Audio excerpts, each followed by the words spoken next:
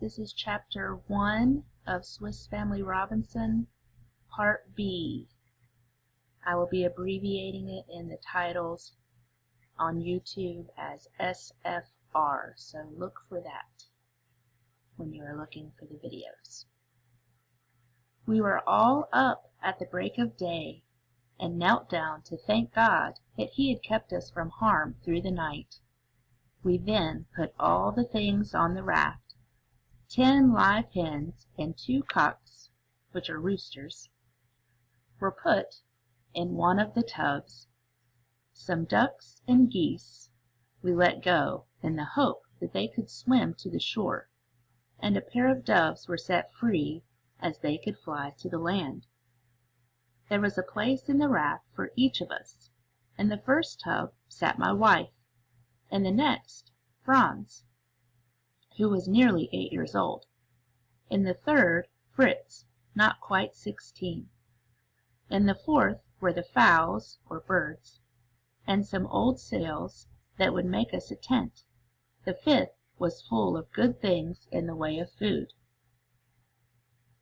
In the sixth stood Jack, a bold lad, 10 years old.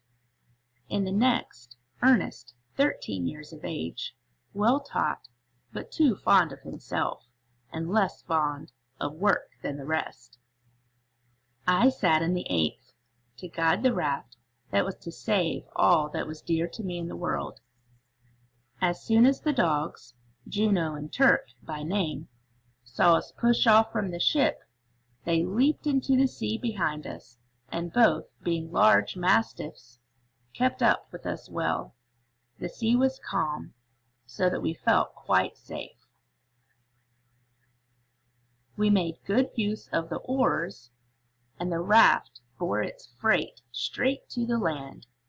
But as we drew near to the shore, the sight of the bare rocks led us to think that we might still be in need of food and drink when that which we had was gone. As we got near, the coast lost its bare look, and we were glad to see that there was no lack of trees. We soon found a bay to which the ducks and geese had found their way, and here we saw a place where we could land.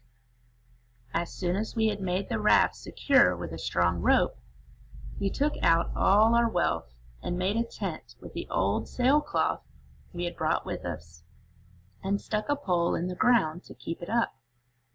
This done, I sent the boys to get moss and dry grass to make our beds with. With the flint and steel, we soon set fire to some dry twigs, and my wife made a pot of soup with what she had brought from the ship. Fritz, who had charge of the guns, chose one and took a stroll by the side of a stream, while Jack went in search of shellfish, which he thought he might find on the rocks. My share of the work was to save 2 large casks which were near the shore. While I was up to my knees in the sea, I heard a shrill cry, which I knew to come from Jack. I got out at once, took up an axe, and ran to help him.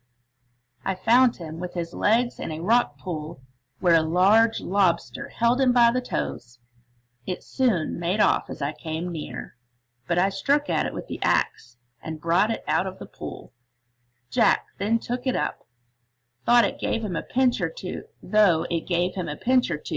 before he found out how to hold it, and ran off in high glee to show what he had caught. When I got back to the tent, I found that Ernest had brought us news that he had seen salt in the chinks of the rocks, and that shellfish were not scarce. "Well, my boy, if you are sure you saw them, I will ask you to go back for some. We must each do some work for the good of all." He went and soon found the salt left by the sea on the rocks, which the sun had made quite dry. There was some sand on it, but my wife did not take long to find a way to cure that. She had been to a fresh stream with a large jug. From this I saw her pour some on the salt, strain it through a cloth, and let it drip in a cup, so that all the sand was left on the cloth. When the soup was made hot, we each had a taste, and all said that it was good. "Don't be too hasty," said my wife. "We must wait for Fritz." But even if he were here, I do not see how we are to eat our soup, for we have no plates nor spoons. "If we had some large nuts," said Ernest, "we might cut them in half, and they would make good bowls." "Quite true," I said, "but there are none." "Now I have it," replied Ernest. "We can use the oyster shells I saw on the shore." Off ran Jack to the shore, with Ernest at his heels, and back they both came with large and small shells for us all.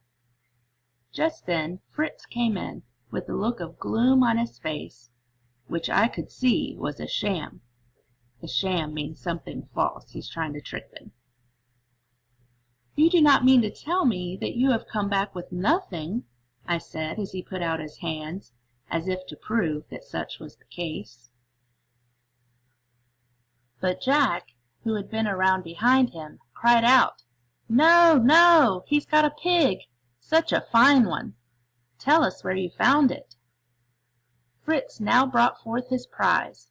When I saw it, I knew from what I had read that it was not a pig, but an agouti, a swift beast known in these parts that lives on fruit and nuts and hides in the earth. "I like the place much more than I do this spot," he said. "The shore lies low, and there are planks, casks, chests, and all sorts of things that the sea has thrown up on the shore. Why not leave this place at once and go there?" "There is a time for all things," I said. "We must at least rest here for one night." We all sat down to take our soup with the shell spoons. Ernest took from his coat a large bowl-shaped shell, which he had hid till now, filled it with soup, and then set it down to cool. "You are very clever," I said to him, "but I am not glad to see that you think only of yourself, and do so much for your own ease, when all the rest of us work together.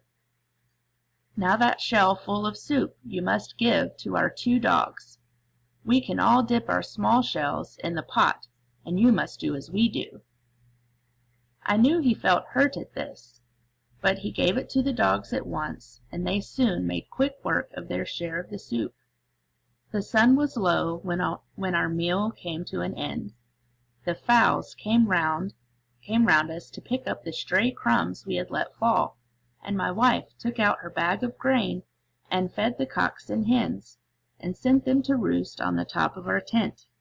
We took care to load our guns, in case we might need them in the night, sang a hymn of praise to God, and then left our fate in His hands.